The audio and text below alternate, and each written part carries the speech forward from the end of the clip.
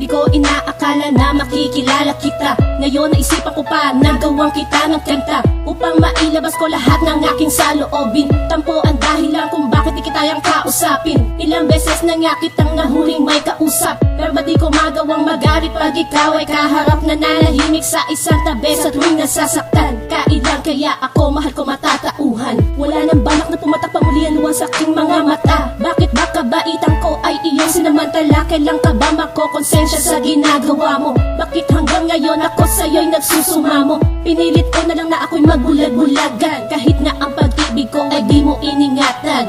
Bagamat sinaktan mo, pero binaliwala ko lamang, pagkat sa puso ko ikaw pa din ang siyang nilalaman. Kahit na sinayang mo pag-ibig na inalay ko sa iyo, na labis at tunay, ako'y nandito lang, na handang dumamay kahit sinaktan mo.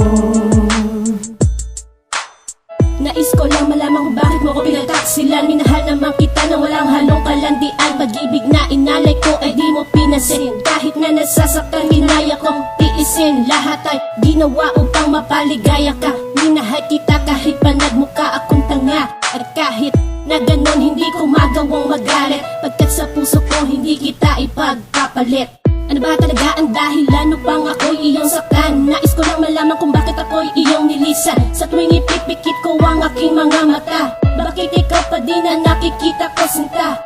Mga nagawa mo ay ayoko na isipin. Patuloy lamang nasasaktan itong aking damdamin. Mga sakit na dulot hindi kayang gamutin, pero dahil mahal kita kaya pinilit ko lahat na tanggapin. Kahit na sinayang mo pag-ibig na inalay ko sa iyo, na labis at tunay, ako'y nandito lang, na handang dumamay kahit sinaktan mo.